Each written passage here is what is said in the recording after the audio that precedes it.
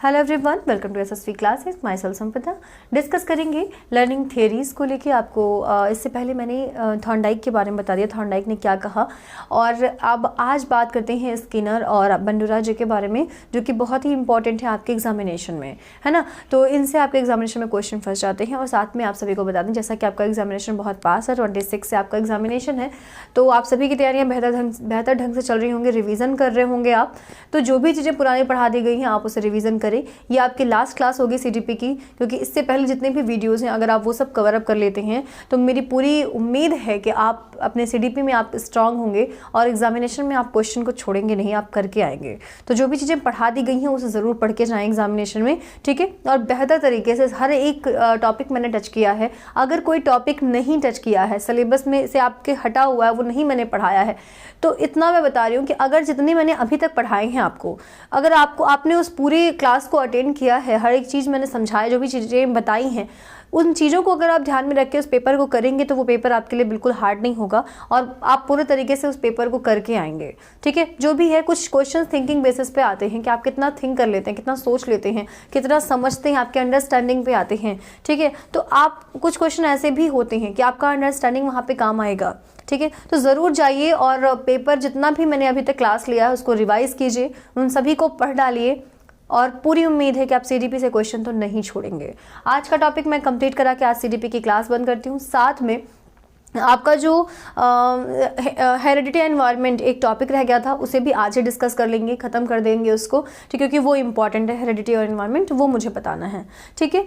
तो ये चीज़ें आपकी हो गई। साथ में कोशिश मेरी रहेगी कि अगर मुझे टाइम मिले तो मैं आपका ये मैथ्स की जो क्लास है, तो मैथ्स की क्लास लेके उसे भी, मैथ्स का एक मैराथन ले लेती हूँ मैं उसका और कंप्लीट कराती हूँ मैथ्स की क्लास, ताकि आपको मैथ्स में भी दिक्कत ना हो, और ईवीएस की भी क्लास, ठीक है। तो मेरी पूरी कोशिश रहेगी कि मैं आपको कवर अप करा दूँ अगर समय मिल जाए तो, ठीक है। समय की थोड़ी सी दिक्कत होती है, बट मैं पूरी कोशिश रहेगी मेरी कि मैं कंप्लीट कराऊं, ठीक है। स्टार्ट करिएगा जरा। लर्निंग थियरीज के बारे में जानते हैं। फर्स्ट आपका है क्रिया प्रस्तुत अनुबंधन सिद्धांत, ऑपरेंट कंडीशनिंग थियरी।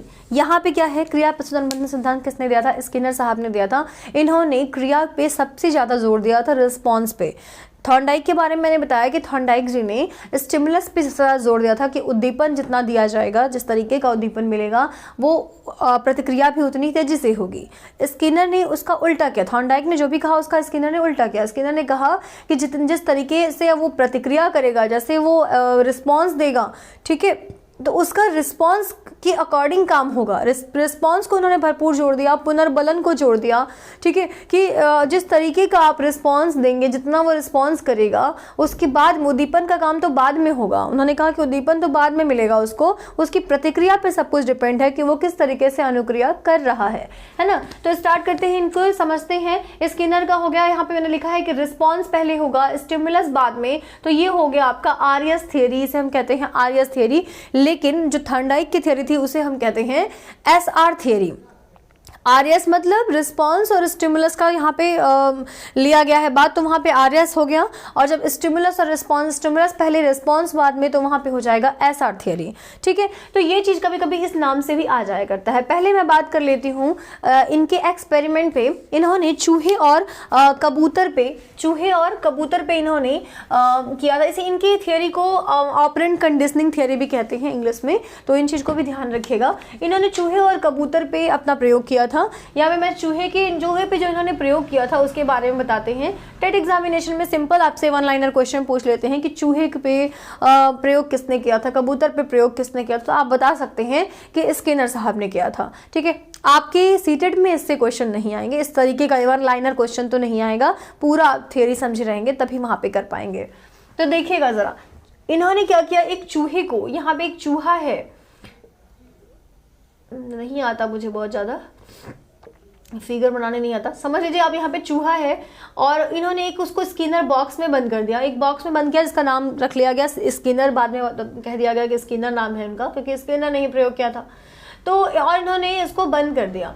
अब इस चूहे ने पूरी कोशिश की, इस बॉक्स से निकलने की पूरी कोशिश की चूहे ने। फिर क्या किया, इस चूहे ने कोशिश करता गया, अपनी अनुक्रिया रिस्पॉन्स करता गया। अचानक से इससे ये लीवर दब गया, जिसकी वजह से ये आपका जो बॉक्स है वो खुल गया। और जब बॉक्स खुला तो बॉक्स की फिर उसने उसको रोटी के टुकड़े को देखा कि हाँ रोटी है यहाँ पे, ठीक है। तो अब वो जाएगा और वो रोटी खा लेगा। अगली बार जब वो पिंजरे में उसे डालेंगे तो उनके उस चूहे में, जो कि उसको मिल चुका है, वो रोटी का टुकड़ा मिला था अपनी अनुक्रिया करने के बाद, तो अब वो अनुक्रिया और तेजी से करेगा और उसको अब क्या करेगा, वो इस बार वो लीवर को दबा लेगा, क्योंकि उसे पता है कि इसको करने के बाद, मेरी अनुक्रिया के बाद, ये करने के बाद मुझे अपना रोटी का टुकड़ा मिल जाएगा, है ना। तो उसकी अनुक्रिया पे सबको, इन्होंने कहा कि सब कुछ अनुक्रिया पे डिपेंड है, प्रतिक्रिया करेगा। जो पहले प्रतिक्रिया होती है, बाद में उद्दीपन मिलता है, और जिस प्रकार से पुनर्बलन मिलते जाता है उस तरीके से अपने लक्ष्य की प्राप्ति कर ली जाती है। वो जो भी चीज़ें हैं वो सीख लेता है ना। तो यहाँ पे इन्होंने यही चीज़ बच्चों के लिए कहा कि बच्चे जिस तरीके से क्रिया करेंगे, ठीक है, उसी के अकॉर्डिंग उन्हें लक्ष्य की प्राप्ति होगी, जिस तरीके का उन्हें पुनर्बलन दिया जाएगा। जैसे अगर किसी बच्चे को आप कुछ चीज सिखाते हैं, वो बच्चा तुरंत करके दिखा, और आप कुछ क्वेश्चन देते हैं, वो बच्चा करके दिखाता है, तो आप तुरंत उसे कहते हैं कि बेटा बहुत अच्छा, आप उसे शाबाशी देते हैं। या फिर आपने कह दिया कि आपको ये देखिए इसको चॉकलेट मिलती है, तो कुछ देर बाद आप देंगे अगर चॉकलेट, कुछ दिन बाद, तो उसका असर कम रहेगा। लेकिन आपने अगर तुरंत दिया उसको, तो वो और खुश हो जाएगा और उसकी प्रतिक्रिया वो तुरंत करेगा और बढ़िया तरीके से करने की कोशिश करेगा। तो ये भी चीज़ पे जोर दिया गया कि पुनर्बलन जो होना चाहिए, जो रीइंफोर्समेंट मिलना चाहिए, वो तुरंत मिलना चाहिए, बहुत देर बाद नहीं, देर से नहीं दिया जाता, उसे तुरंत देना चाहिए, है ना।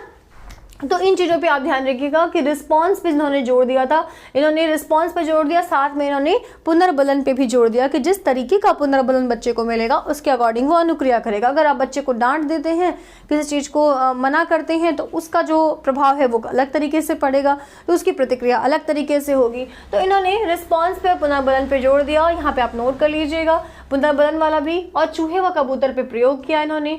यहाँ मैंने लिखा है चूहा है, उसको आपने स्किनर बॉक्स में बंद किया है, बंद करने के बाद उछल कूद करेगा, यानी पहले रिस्पॉन्स करेगा, रिस्पॉन्स करने के बाद उसको उद्दीपन मिलेगा, स्टिमुलस मिलेगा, और पुनर्बलन मतलब वही, ये क्या करेगा, भोजन उसको एक पुनर्बलन का काम करेगा, रिइंफोर्समेंट का काम करेगा, यही भोजन, है ना। अगला है आपका प्रभाव के नियम पर आधारित, यानी ये जो प्रभाव का नियम जो दिया था आपकी थॉर्नडाइक साहब ने, मैंने इससे पहले बताया था, तत्परता का नियम, अभ्यास का नियम और प्रभाव का नियम थॉर्नडाइक साहब ने दिया था। तो जो इससे पहले थॉर्नडाइक साहब ने जो दिया था, ये जो प्रभाव का नियम है उस पे इनका ये थ्योरी आधारित है, ठीक है, प्रभाव के नियम पे। ये भी कहते हैं कि बच्चे के ऊपर डायरेक्ट या इनडायरेक्टली इसका प्रभाव पड़ता है। आपके जो पुनर्बलन, आप जिस तरीके का पुनर्बलन देते हैं उसका प्रभाव बच्चे पे पड़ता है, तो प्रभाव के नियम पे भी आधारित है। शेपिंग मैंने एक पॉइंट दिया है जो आता है, शेपिंग होता है कि ऐसा बच्चे के ऊपर, यह एक तरीके की ऐसी विधि है जिसमें बच्चे को धीरे धीरे पुनर्बलन देके उसे कुछ सिखाया जाता हो, ठीक है, उसके व्यवहार में परिवर्तन किया जाता हो, धीरे धीरे उसको पुनर्बलन देके उसके व्यवहार में परिवर्तन, वही क्या होता है, शेपिंग होती है। अब यहाँ पे एक और पॉइंट मैंने लिया है, प्रोग्राम्ड इंस्ट्रक्शन, ये भी मिल जाता है कभी कभी, जिसे बोलते हैं अभिक्रमित अनुदेशन।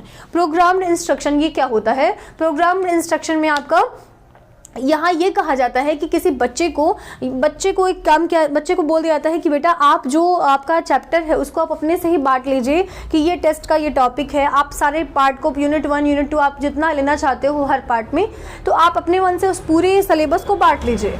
बांटने के बाद उनसे उनका टेस्ट लिया जाता है, और टेस्ट लेने के बाद उन बच्चों से उसका मूल्यांकन कराया जाता है कि आप खुद देखो कि आपने कितना सही किया है, कितना जाना है। तो इस तरीके की जो प्रक्रिया है उसे हम बोलते हैं प्रोग्राम्ड इंस्ट्रक्शन, ठीक है। उम्मीद है आप ये समझ पा रहे होंगे। और ये था आपका स्किनर सेटेड, जितना भी चीजें हैं, जो भी चीजें हैं वो पूरी स्किनर सेटेड मैंने बता दी।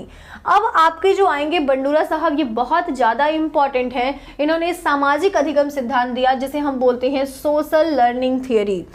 सामाजिक सांस्कृतिक सिद्धांत दिया था वाइगोत्स्की ने। इन्होंने दिया सामाजिक अधिगम सिद्धांत, वाइगोत्स्की के बारे में मैंने पढ़ाया है, जिन्होंने नहीं देखा है वो पुराने वीडियोस देख लें। ठीक है, तो सोशल लर्निंग थ्योरी इन्होंने इसको दिया था। इन्होंने कहा कि बच्चा जो भी होता है अपने समाज से बहुत कुछ सीखता है और शुरुआत से वो समाज से ही सीखता है। ऑब्वियस है कि बच्चा जब जन्म के पहले भी और जन्म के पहले भी माँ के अंदर माँ जो भी देखती है, कहते हैं ना, माँ जैसा बिहेव करती है उस तरीके का प्रभाव बच्चे पे पड़ता है। और जन्म के बाद भी बच्चा अपने आसपास के लोगों से बहुत सारी चीज़ें वो देखता है, हंसता है, खेलता है, जो भी चीज़ें हैं समाज में रह के जानता है। ठीक है, बड़ा होता है, भाई बहन के साथ मिलता है, बहुत सारी चीज़ें जानता है, फिर स्कूल जाता है, मतलब स्कूल है, मीडिया है, ये सब एक समाज का हिस्सा है और बच्चा समाज से बहुत कुछ सीखता है। ठीक है, तो यहाँ पे इन्होंने कहा कि ये जो है बच्चे को लर्निंग जो होती है वो समाज से होती है। इन्होंने विशेष जोड़ दिया। यहाँ पे मैंने एक टॉपिक दिया है कि इनके थियरी को ऑब्जर्वेशन लर्निंग थियरी भी कहते हैं। इनके थियरी को कहते हैं। एक चीज़ बता दूं पहले कि इन्होंने क्या प्रयोग किया था और किस प्रयोग पे इनका ये थियरी आधारित है। इन्होंने क्या किया, एक बच्चे को डॉल दे दी, गुड़िया थी, लड़की थी, उसको डॉल दे दिया इन्होंने, और उसके पहले उन्होंने इसको 3 तरीके की मूवी दिखाई। एक में बच्चे ने देखा, उस मूवी में प्रेम भाव था कि माँ अपने बच्चे को प्यार कर रही है, जो भी चीज़ें हैं, एक प्यार था। उस पूरी मूवी में प्रेम से रिलेटेड सारी बातें थी, तो उसने प्रेम करना सीखा कि हाँ इस तरीके से बच्चे का ध्यान रखा जाता है, किस तरीके से क्या कहता है, तो उसने प्यार देखा। अगली मूवी उन्होंने दिखाई तो उस मूवी में उन्होंने सामाजिक काम करते हुए दिखाया कि कोई है जो सामाजिक काम कर रहा है, तो उसने वो चीज़ देखी। और तीसरी मूवी उसने क्या किया, उन्होंने हिंसात्मक मूवी दिखाई जिसमें हिंसा से रिलेटेड चीज़ें दिखाई। अब उसके बाद उन्होंने उस बच्ची को डॉल दे दिया और फिर उन्होंने देखा कि डॉल के ऊपर उस बच्चा क्या क्या कर रहा है उस डॉल के साथ। तो जब उसने पहली मूवी देखी थी जिसमें प्रेम भाव था, तो उसने उस डॉल का बहुत ही अच्छे से ख्याल रखा, उसे प्यार किया, उसके कपड़े बदले, उसे सुलाया, मतलब इस तरीके की एक्टिविटी की। उसके बाद जब उसने सामाजिक क्रिया करते हुए देखा, सामाजिक चीज़ें करते हुए देखा, तो उस तरीके की मूवी देख के उसने उस बच्चे का अलग तरीके से ध्यान रखा, उस बच्चे का, जैसे डॉक्टर के रूप में, एक क्या कह सकते हैं आप, स्कूल में टीचर बन के उस बच्चे को पढ़ाना, इस तरीके का काम उन्होंने किया। लेकिन जब उसने हिंसात्मक चीज़ें देखी, जो हिंसा वाली मूवी, जब उसने वायलेंट मूवी देखी, तब उसने क्या किया, उसने उस गुड़िया के पैर तोड़ दिए, हाथ तोड़ दिए, मतलब सिर निकाल दिया, तो इस तरीके की एक्टिविटी की। तो इन्हें समझ में आ गया कि बच्चा जो है वो समाज से सीखता है, जो समाज में उसके चीज़ें हैं। और उन्होंने अपनी थियरी का नाम, अलग अलग तरीके से इनकी थियरी का नाम दिया है ऑब्जर्वेशन लर्निंग थियरी, यानी बच्चा अवलोकन करके सीखता है। अवलोकन अधिगम सिद्धांत कह सकते हैं आप इसको, कि बच्चे ने देखा उस मूवी को, ठीक है, तो ऑब्जर्वेशन लर्निंग थियरी हो गई। अब यहाँ पे क्या है, इमिटेशन, नकल करके बहुत सारी चीज़ें हम सीखते हैं, नकल करते हैं एक दूसरे की, ठीक है, तो वो एक इमिटेशन थियरी भी कह सकते हैं और मॉडलिंग भी कह सकते हैं। यहाँ बच्चा जिसको भी रोल मॉडल मानता है, अपने फादर को, अपनी मदर को, जिसको भी रोल मॉडल मानता है, उनकी एक्टिविटी, उनके ना रहने पर आप देखते हैं कि फादर नहीं रहते हैं या जो चीज़ें नहीं, तो अकेले में वो देखिएगा, वो एक्टिविटी उनकी तरह करने की पूरी कोशिश करेगा बच्चा।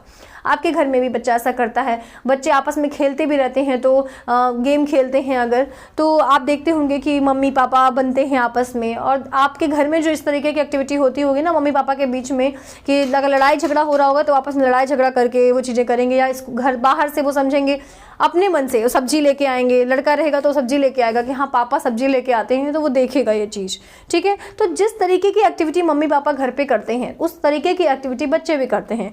तो जिनको वो अपना मॉडल मानता है, पापा को या मम्मी को, जिनको मॉडल, उस तरीके की बनने की कोशिश भी करता है, आप ये चीज़ देखेंगे, ठीक है। तो इसे हम मॉडलिंग भी कहते हैं। आगे आप देखिएगा स्टेजेस ऑफ लर्निंग।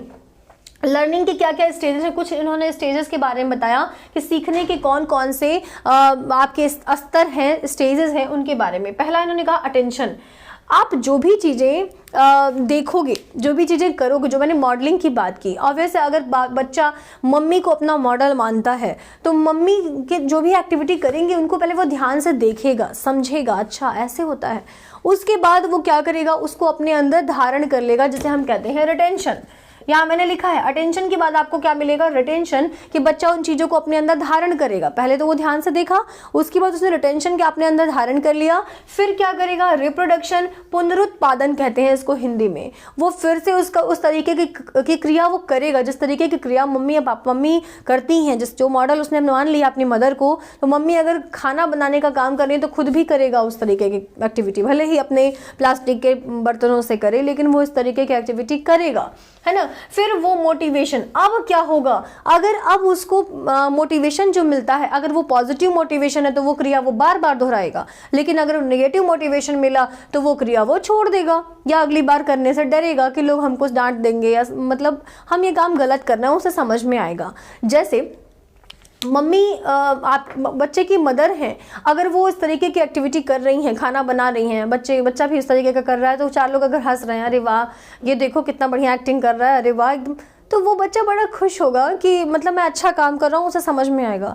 लेकिन अगर उसको डांट दिया जाएगा कि ये तुम क्या कर रहे हो, तुम्हारा काम यही है, तुम यही सब करोगे, तो उसे समझ में आएगा अच्छा ये काम इसका मतलब अच्छा नहीं होता है, तो वो उस काम को अगले दिन से करने की कोशिश नहीं करेगा, इस तरीके का काम करेगा। तो ये मोटिवेशन पे डिपेंड करता है। तो चार चीज़ें इन्होंने लर्निंग के स्टेज बताई कि या तो पहला तो अटेंशन, वो बच्चा ध्यान से देखेगा, रिटेंशन उसको धारण करेगा, रिप्रोडक्शन वो क्या करेगा, रिप्रोडक्शन का मतलब है कि उत्पादन करेगा, उस तरीके का वर्क करेगा, करके दिखाएगा, और फिर मोटिवेशन पे डिपेंड करता है कि किस तरीके का मोटिवेशन मिला है। तो ये चीज ध्यान रखेंगे, ARRM, ठीक है, A for attention, R for retention, R for reproduction and M for motivation.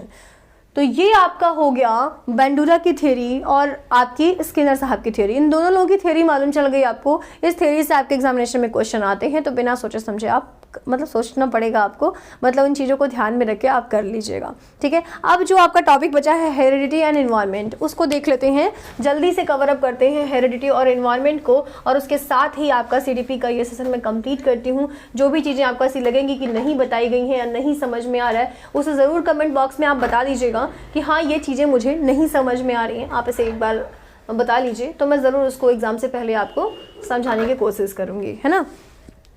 Heredity और एनवायरनमेंट के बारे में मैंने बताया था, हेरिडिटी एंड एनवायरनमेंट, ये क्या था, आनुवंशिकी और वातावरण। बच्चे का उसके देखिए हेरिडिटी क्या है, हेरिडिटी नेचर से मिला होता है, ये नेचर है, नेचर से मिला हुआ है, और ये है आपका एनवायरनमेंट, हम नर्चर कहते हैं इसको, जो आप वातावरण में पर्यावरण में आते हैं तो वहां से मिलता है, ठीक है। तो ये हो गया, नेचर और नर्चर का रिलेशन है इनमें। तो डेवलपमेंट जो है वो डेवलपमेंट, विकास जो है वो हेरिडिटी और इन्वायरमेंट दोनों पे डिपेंड करता है। एक रिलेशन आप देखेंगे दोनों के बीच में कि डी जो है वो H और E का प्रोडक्ट होता है, मतलब हेरिडिटी और इन्वायरमेंट दोनों की अन्योन्य क्रिया होती है। ये वर्ड आता है अन्योन्य क्रिया, दोनों की क्रिया होती है अन्योन्य क्रिया, जिसके फलस्वरूप आपका विकास संभव है, ठीक है। मतलब शुरुआत में हेरिडिटी क्या होती है, हेरिडिटी होता है जो आपके माता पिता से आपको मिली होती है जन्म के टाइम, मतलब जन्म के पूर्व।